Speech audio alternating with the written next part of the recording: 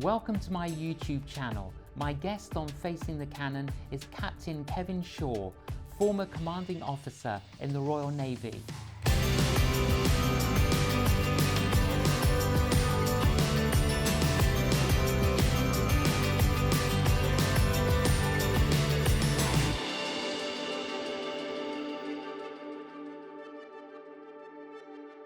Captain Kevin Shaw, welcome to Facing the Canon. Thank you. It's been good to be here with you, John.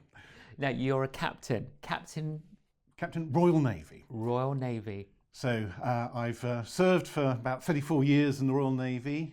Technically, I retired in 2018, but I've been pulled back in as a reservist. So I'm now a part-time reservist, still a captain of the Royal Navy. How old were you when you went into the Navy? So I joined at age 21 from university. I went to Cambridge University to read engineering, and from that I joined the Navy as an engineer. Were you seasick? I was. You actually get used to the movement of ships, and you find that actually after a while, actually your body really does build up resilience. And so if you're regularly seagoing, actually you do get over it.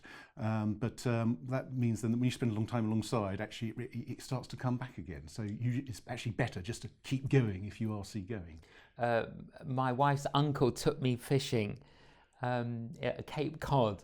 Oh boy, it was a bad day. I can imagine.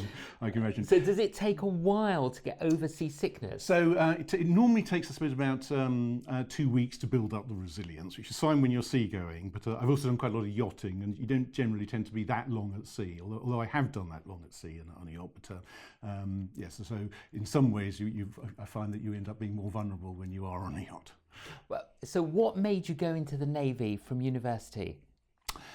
I was always going to be an engineer. My mother was an electrical engineer, and so I actually got a hugely good grounding from her, and I was quite clear I was going to be an engineer. And I'd worked out that actually the quickest way to become a chartered engineer was to do it through the services. And I enjoyed my sailing, so the Navy was actually the route that seemed to be the best way of achieving that. And you had various positions or posts over those 34 years. Tell us some of those. Well, I started off on a fairly standard route, sort of doing my basic training to become an engineer officer, and I then went on to be sort of a deputy at HMS Argonaut, and then subsequently on to be the weapon engineer of HMS Northumberland. But I did start doing things a little unusually because I actually spent time in the Royal Navy's Engineering College, where I was teaching electronics, but actually what I was doing was research into a PhD, and I was also doing quite a lot of yachting. So I ended up sort of becoming the sailing officer there, and whilst also then doing this research that ultimately led to my being awarded a degree through Exeter University, but very much courtesy of the Navy, and I'm really grateful for the opportunity they gave me that way. And what did you do your PhD in? Underwater electromagnetic propagation at extra low frequencies, which is a bit of a mouthful, but that's about submarine communications. Although interesting enough, it actually does apply quite a lot to some of the work I do in satellite communications now. And you've been posted in how many different countries of the world have you been to? Oh, that's quite a few. I've actually visited over 65, and I can't actually recall the precise, precise number from when I last tried to calculate it. But amongst that, I've also been, for instance, done all 50 states of the USA, and certainly it's included all the continents. So yeah, you were based in Washington? So I've been based in Washington, D.C. And how long were you there for? So I was there for 3.5 years. And what was your position? So I was working with an organisation called the Defence Information Systems Agency, an American organisation, but I was also on the staff of the embassy. So my job was to try and help us to be able to communicate with each other and to actually improve the way that we do communicate and exchange information. It was during the period that led into sort of the Afghan campaign, so it was actually quite an important and influential time to be there. And when I first met you, you were in Northwood, and what was your position there? So in Northwood, I've actually done multiple jobs at Northwood, but where you met me, I was the commanding officer of Northwood headquarters, which has a lot of individual headquarters all gathered together on the site. So we run all the overseas operations from there. The Navy runs its operations from there. NATO runs its maritime operations from there. And while I was there, the EU was running its maritime operations from there, at least those that weren't in the Mediterranean. And you had a time with NATO. I've had time with NATO. I was working at Brunsum. And in the Netherlands, where I was effectively the senior military officer for covering off Holland and as well as basically representing the UK's interests in that headquarters. So lots of different places, lots of different countries, lots of different postings. Have you always been a Christian? I would say probably yes. I grew up in a Christian household. My parents were solid Christians, and so I actually grew up into a Christian way of life, and actually going to church from the beginning. And I suppose I'm one of those people for whom, if you like, my walk towards Christ has actually been a gradual one. There was no sudden event that led to a great revelation with the Holy Spirit at work. For me, it's actually been a bit of a plodding walk. But I've also learned that actually plodding walks are sometimes okay. Absolutely. So spent time there, went through university where I attended the chapel there, and then into the Navy, which was a fascinating place to be a Christian. Yes. I was reminded when you just spoke there, Kevin, the great missionary Hudson Taylor said, "I know how to plod." And, you know, it's a kind of a sign of perseverance. Yeah. I mean, for me, on my route to know Christ, I think I joined the Navy. I actually really learned more about what commitment might mean as a Christian through a number of events, which we might talk about soon. But we then got to the point where I actually did have a very specific encounter with the Holy Spirit at a New Year's event.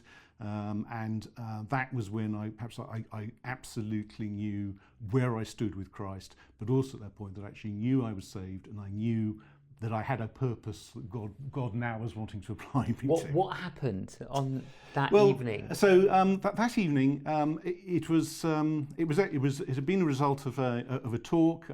Somebody who's now become a dear friend, Malcolm McCall, had been addressing us. The precise topic I can't remember, but it was actually about, it was effectively from James and being focused on actually not just words, but what you do. And I was convicted by actually that there were things that had to be done. And so after the talk, I just couldn't move, I couldn't leave, and firstly someone else sort of spotted me there and came over, and then quickly Malcolm himself came over, and we chatted things through, and we had a prayer, and I think he explained what was probably going on, because I was slightly confused, I think it'd be fair to say, but it also provided me with a very clear focus to the Spirit at work in me. During your time in the Navy, was it difficult being a Christian, or were there other Christians in the Navy? I've been fortunate that I've actually encountered many Christians along the route. So an example might be during my time on board a training ship, and I was happily sort of doing whatever it was I was supposed to be doing, and I was piped to the gangway where this lieutenant who I'd never met before suddenly introduced himself to me, and I found myself talking to someone I really wasn't quite sure about where he was at, because he was a very solid Christian and was actually trying to find out and probe me where I stood. It turned out that this dear friend, as has come, Clive Langmead, who was a reservist, but he was doing time. He'd actually found out where I was. He'd looked me up, and he'd come to dig me out, and he gave me a copy of his book, which was, in this case, Worst Things Happen at Sea. And that was one of those things that really turned me around to understand that actually this is what it can look like when you're actually engaged in fellowship and supporting each other at sea. I've been fortunate to come across lots of people who have been supportive, and in some ways the Navy is actually really a very good environment to be a Christian, because firstly, we actually are obliged to hold Christian church services. Yes. The first article of war, at least up to 2006, actually obliged commanding officers to hold an act of Christian worship every Sunday or other day that the action permits. And that's the first article. The first article of war. Is that making the statement that look to God first? Effectively, yes. That's indirectly. Yes. I mean, it goes right back to the 17th century when the regulations of the Royal Navy were created. But it has stuck through, and whilst technically it was displaced because they were updating the legislation in 2006, but the requirement is still there, if you like, in the spirit of that original legislation, to have an act of Christian worship. So with commanding officers obliged to do this, they usually look to perhaps some junior officers to arrange that for them, and that's where I found myself regularly having to step in to lead worship. But that was actually a very good grounding, where I could actually grow in my ability to do that sort of thing. So it was a good training ground. And I fairly rapidly learned that sometimes the notes that we were given to do this from the chaplain of the fleet were really not terribly well focused on perhaps the needs of the sailors that I had come to know, and so I would find myself basically throwing them away and doing it myself.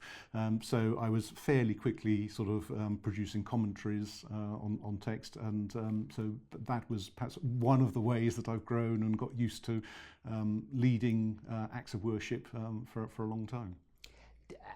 During your time in the Navy, 3+ decades, were you ever put in a position where you felt you were instructed to do something but could compromise your faith? I think I don't believe I have been put in a position where somebody was asking me to compromise my faith. They were asking me to compromise my character and or not do the right thing. I have been asked to do things that are expedient rather than right. And I suppose so. One of the things that I have learnt is actually to trust God and to go with doing what is right. Yes. And I do know of friends, Christians, who have tried to follow exactly that same mantra and have actually had their careers effectively kiboshed, and they found themselves effectively without an opportunity to progress with their career, and therefore have had to leave, which is terribly sad for in some ways. But again, God has put them in some fantastic ministries elsewhere. So in some ways, even these moments have actually still been a part of God's good plan, and we can look back and see that at work. We see Him at work in them.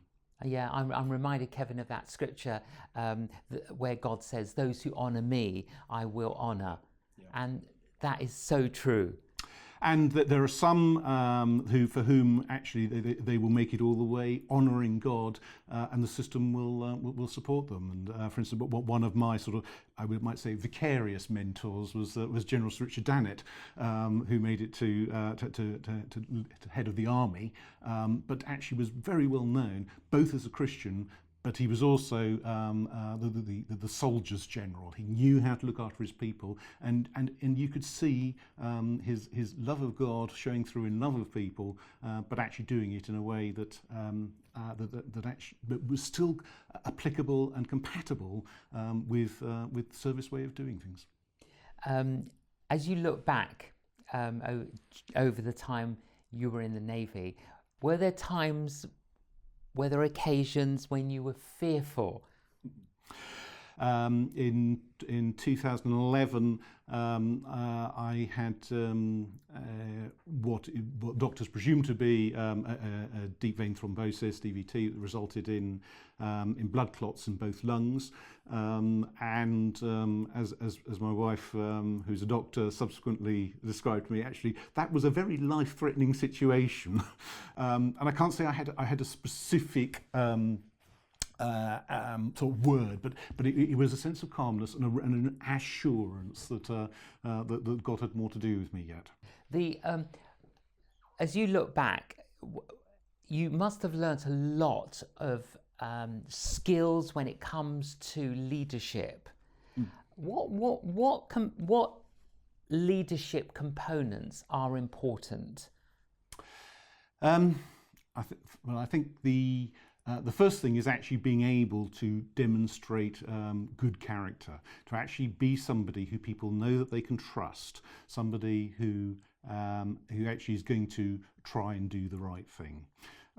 Certainly, I've been through a number of positions where it's been I've been challenged to consider alternative options, but actually sticking by people and letting people see that you're doing the right thing, and not necessarily breaking rules, but certainly applying them in a beneficial and appropriate fashion. And so that way you gain people's trust and loyalty. And so there have been certainly a couple of occasions where I'd say that people have shown loyalty to me, whereas as an individual, I can't say that it might be justified, but actually they can see that I'm fighting for them, or I'm trying to do what's right by them, and they will stick with you to do that. So that perhaps is the first thing. The second thing perhaps I would say is actually having clarity of actually taking interest in people and understanding what makes them tick and how they do things. One of the things that I continuously find is people who just don't understand what it is that's driving how other people are thinking, and therefore why there's a conflict. And actually just simply spending the time to understand why people think the way they do, understanding how their life experiences means that they view things differently, actually makes a big difference. Once you actually understand where people are at, it's usually much easier to find a route through and actually bring people together. And looking after people's interests is ultimately what it tends to be about. Yes, and obviously you were put in leadership positions where you had the responsibility to care for others, and that's quite a responsibility. It can be, and having to do that across all the different things, we have to be aware of all the legal requirements of health and safety particularly when you're doing things that are fundamentally unsafe, which can be the case either on board ship or with sort of underground workings and things. But actually, a lot of it comes back to actually how to help people manage their relationships with each other, and where people find themselves either life has put them in a difficult position, or particularly if something has happened where the system has actually caused something to go wrong and they are disadvantaged as a result of that, to be prepared to fight to restore the situation or to look after them, again, is something which is of huge value, not just to the individual, but actually it matters to me as well, that I've actually set things right, and that's been sort of part of actually doing, to a certain extent, what Jesus would want me to do, applying the "what would Jesus do" principle to these situations. When I think of the Navy or the Army, certain words come to mind. One of those words is discipline, and there is a disciplined structure, isn't there? There is. There's a very disciplined structure, but there's also a time to know when it doesn't need to be applied. And I think the services of today have actually learnt how to be disciplined when necessary, but also how to be personable when that also is actually the best thing to do in order to get things done. But discipline is needed, and there are times when actually orders have to be given and must be obeyed even if you don't agree with them, because if you don't, things can go wrong and or lives can be lost. and we still face those situations. And I mean, through my service, whilst I've never been in a position where the bullets are flying over my head, I've certainly been into Afghanistan during the times of conflict and so on. And you're really aware that the discipline of a service matters. But I suppose as a Christian also you learn that actually the disciplines that you see in the service actually in some ways match to a degree some of the disciplined approaches that we need as a Christian, and the ability to be able to actually know that there are some good ways of doing things, some standard responses if you like. When things are going wrong, stop and pray is a good discipline to have. Yes. And actually to the bit of sort of looking after your ship when it's calm, actually making sure that you've actually done your quiet time, that you actually know the Bible verses that actually might actually be applicable when you're in a really difficult situation, when actually the moral ethical framework that the Bible can give us actually does provide a way through the situation that you face. And St. Paul in the New Testament encourages us to be disciplined, to be self-controlled. Do you feel sometimes the good lessons in the Navy, in the Army, could be embraced far more outside? Maybe more of us should be more disciplined.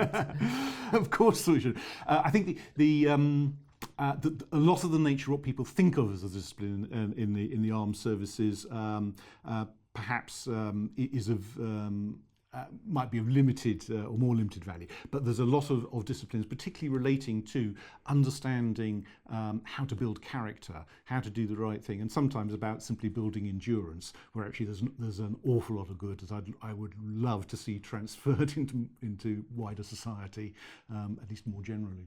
So why do you think, Kevin, in wider society we don't always do the right thing? Oh, that's a really difficult question. Sometimes we haven't actually been schooled, if you like, in the moral and ethical framework that for me, and I would suggest for you, are natural for being Christians. Again, one of the things that I see in the armed services is that those that we get in as fresh recruits sometimes are desperately lacking an understanding of what is right and what is wrong, because we're in a relativistic moral age where what I think is right, it must be right, almost. And actually having a proper framework is no longer taught or self-evident. And certainly one of the things we do with new recruits is we do lessons to actually deal with fundamental morals and ethics, and I'm delighted, at least for the Navy, they are led by the chaplains, so that the fundamentals of a Judeo-Christian moral framework are actually schooled into everybody who comes through the services. And the fact that we have to do it tells me that actually that's missing in society. So whilst I have lots of debates with people about why we should still be promoting the primary Christian focus within the services that Christianity enjoys, very few people refuse to understand or accept the value of that moral ethical framework. And I suppose that I've seen that applied elsewhere on a wider level. During my time serving in Brunsum, I got to know people from across the range of nations. One of the things that I particularly saw was how the Dutch, particularly, have been scarred by the Srebrenica affair. Yes. They. For them, I wouldn't want to judge the individuals who had to make difficult decisions at the time, because I don't have the same facts to them. But the Dutch armed forces are still feeling the soreness that actually they feel that they had lost their moral and ethical framework to make good choices and right decisions. And there it had a very much a strategic impact, because at least there is a perception that they may not have got it quite right. And it's that sort of thing that we want to hold on to. And certainly in the armed services, we're really keen to try and ensure people who actually have the mechanism, be it at general or admiral or at a private level, sailor, airman, that they actually understand what is the principles on which you make a good decision and a right decision to do what's right. And I'd love to see more of that being able to re-enter the society for those areas where it's missing. Absolutely. Another word that comes to my mind when I think of the armed forces, Kevin, is courage. And is that something you obviously needed? Yes, I'd say that is a really important part, and particularly as a Christian, sometimes you actually need the courage to actually stand firm behind your Christian faith. But courage, again, to do the right thing, regardless of perhaps what people may think of you, or sometimes there may be outcomes that you can see, but actually it's doing the right thing. So the courage to do that is a really important part of this, and it's the sort of thing again that servicemen can often bring when they leave the service back in industry. The ability to actually be courageous in decision making, which often is missing in society. Well, you've got a lot of experience from a lot of different situations, from 34 years in the Navy. How do you see your future? At the moment, God still has me in the mission field of the military, and so that is still my primary mission field at the moment. But at the same time, I'm sure He will move me on into other things. One of the things that I did on leaving the military was to train as a lay minister or reader in the Church of England. So I'm looking for where God wants to use me, perhaps a bit more in that respect. But He's actually also told me or given me sort of a bit of a strategic focus, and so there's some more strategic things that He wants me to deal with. I don't know what they are yet, but one of the great things with this God is that it's a fantastic ride that He takes us on, and I don't know where He's going to take me yet, but I'm sure looking forward to it. But I like that strategic focus. And it is all about being led by the Good Shepherd. It is, and just trying to listen to the Spirit. I'm not one of those who has the open channel that I hear Him all the time. But I'm so keen to be able to listen and be attentive to what He wants to take me into next. Sadly, I don't hear Him clearly terribly often, but actually also that doesn't matter, because it's where the heart is that you can actually discern where He wants you to go by a number of ways, and that's how I find out where He wants me to go next. Captain Kevin Shaw, thank you so much for joining us on Facing the Canon. It's been lovely to be with you. Thank you. Well, I hope that has inspired you. I hope you've picked up some wisdom there from Kevin's own life and work in the Navy. Thank you for joining us on Facing the Canon. Please join us again.